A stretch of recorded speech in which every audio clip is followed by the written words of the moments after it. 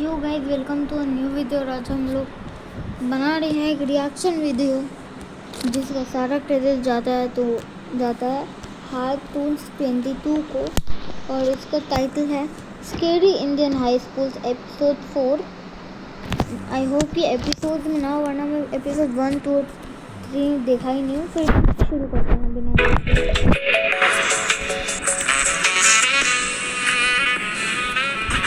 जंगली कैदियों ने कैद खाने में नंगा नाच मचा दिया था जब उनको जिंदगी में भाई पहली बार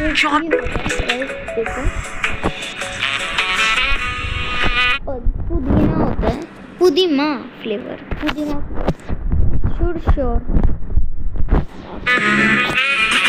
जंगली कैदियों ने कैद खाने में नंगा नाच मचा दिया था जब उनको जिंदगी में पहली बार ज्योमेट्री बॉक्स मिला। इनको समझ नहीं आया कि इसका करना क्या है। उसमें से प्रकार निकाल के बोतल के ढक्कन में छेद कर रहे हैं, फिर उसके अंदर से पानी पी रहे हैं। आधे बच्चों को पल्ले ही नहीं पड़ रहा है कि ये दो मुंह वाले प्रकार का करना क्या है, तो बैठ के उसकी स्ट्रेचिंग खोल रहे हैं। कुछ गांव के लौंडों ने मिलके तो हथियार वगैरह बना लिए थे। ये देख, ये अपने को यहाँ से घूम पकड़ना है, उसके बाद तुम जैसे खींच के इसको छोड़। हाँ, हमारे स्कूल में आसपास के गांव से भी बच्चे आते थे। मेरे को बहुत बढ़िया लगते यार ये बच्चे।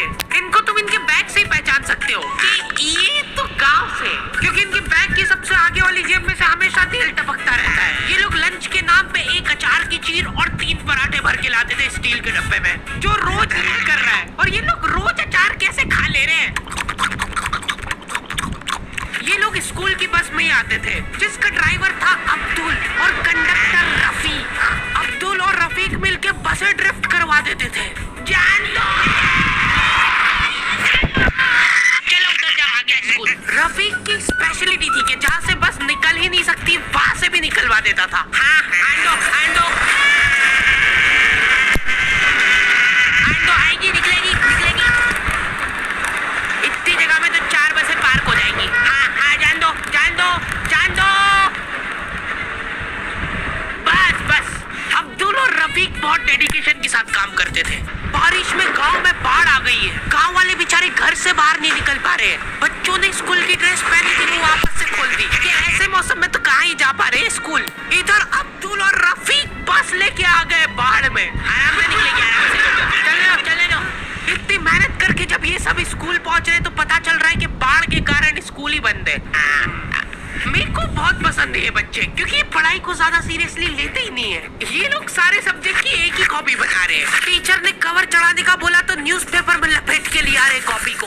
ये लो, चाय के कप के निशान दिख रहे यार उस पे। बेटा पेपर तो ढंग का लपेट के लाते हैं। 120 पन्ने की कॉपी में 5 पार्टीशन कर रखे इन्होंने अलग अलग सब्जेक्ट के, और उसमें भी छोटा छोटा लिख रहे ताकि कॉपी नहीं भराए।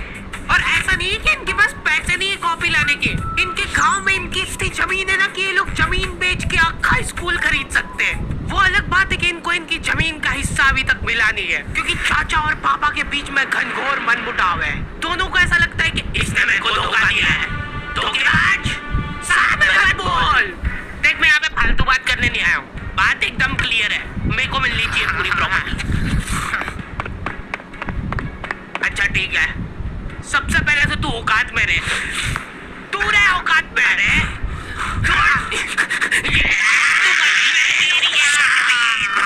नहीं, तू चालू नहीं हुआ है। इनकी बहन दोनों भाइयों का समझौता करने के लिए रेफरी बनी है। एक दूसरे को माँ बहन की गालियां देने के बाद वहीं पे उनको सॉरी बोल दे रहे हैं। सॉरी, क्योंकि दोनों के रिश्ते सेम ही पड़ते हैं।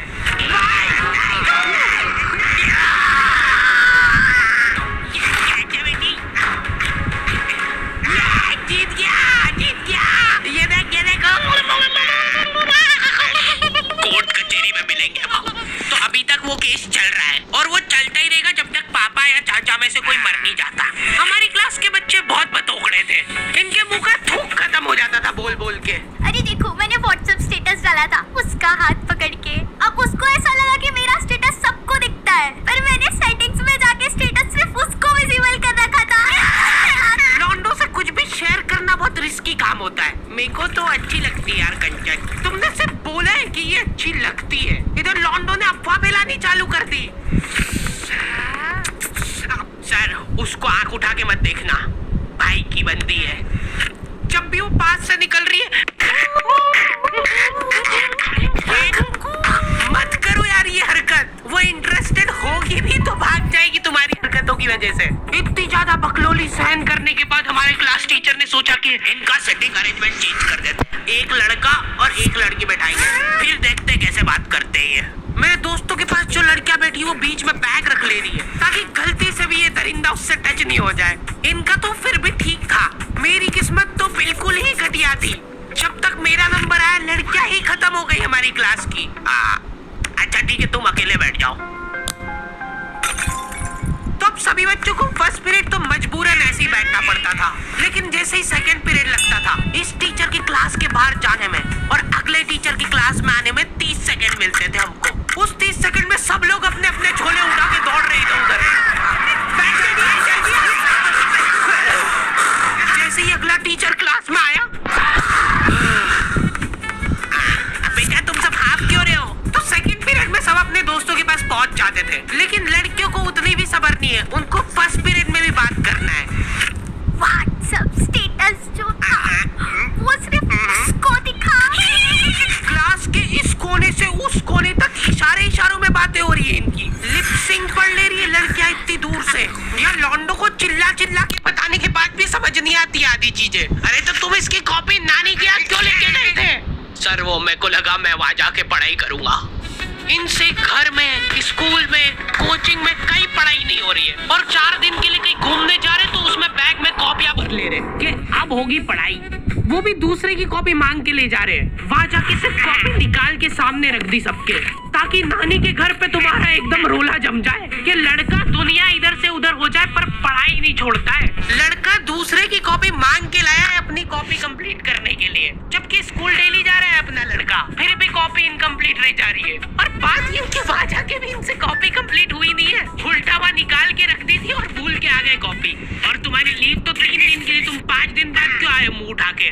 सर हम लोग तीसरे दिन पे निकल गए थे वहाँ से, और हम जैसे ही ऑटो रिक्शा में बैठे नानी जी ने रोना चालू कर दिया। अब जैसे जैसे ऑटो दूर जा रहा था मेरी नानी जी जोर से रोने लग रहे थे।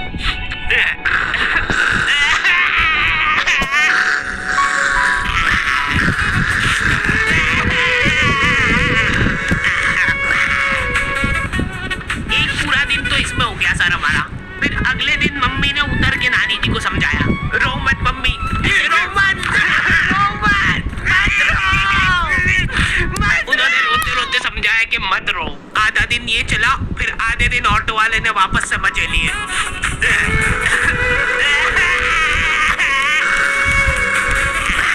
हाँ, बहुत हरामखोर टाइप बच्चे आते थे हमारे स्कूल में। हमारी क्लास के कुछ बच्चों को जले क्या चुल मची कि स्कूल में फोन ले जाते हैं और वॉशरूम में जाके वो फोन में गाने चला के झुंड बना के नाच रहे हैं।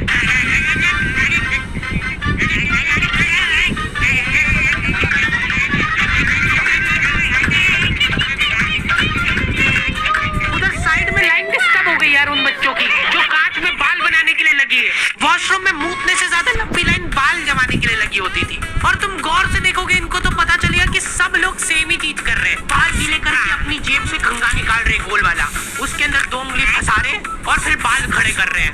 और बाहर निकलते से सारे टीचरों ने घेर रखा है इनको, क्योंकि इतने जोर जोर से गाने बजा के नाच रहे थे ये लोग। किसके पास है फोन, जल्दी से बता दो। मैम ऐसा कुछ नहीं, हम तो मुंह से गा रहे थे। किसी से भी पूछ, मैम इसके पास ही है फोन, हमको छोड़ दो, हम तो सिर्फ बाल जमा रहे थे। तुम कुछ कांड करते हो, पकड़ा जाते हो तो तुम्हारा दिमाग चलना ही बंद हो जाता है एकदम। इनसे पूछ रहे कि बताओ बेटा क्यों लाए तुम स्कूल में फोन? मैम वो यूट्यूब से पढ़ाई करने के लिए। स्कूल में? हाँ, हमारे स्कूल में सबसे बड़ी टॉप की सजा होती थी सस्पेंड करना, और मेरे को पता नहीं क्यों बहुत बढ़िया लगती थी ये सजा। ना तुमको स्कूल वालों को लीव लिख के देना है, ना स्कूल वाले तुमसे पूछेंगे कि तुम कहाँ गए थे। रिटायरमेंट वाली लाइफ जी रहे हो तुम स्कूल में। उसके मम्मी पापा को बुला के वो फोन भी दे दिया और उसको सस्पेंड कर दिया। अब वो बच्चा घर पे बैठ के आराम से फोन चलाता है और अपना जीवन खुशी खुशी बिताता है। उसके घर में सिर्फ 2 ही रिटायर्ड लोग हैं, एक उसके दादाजी और दूसरा वो।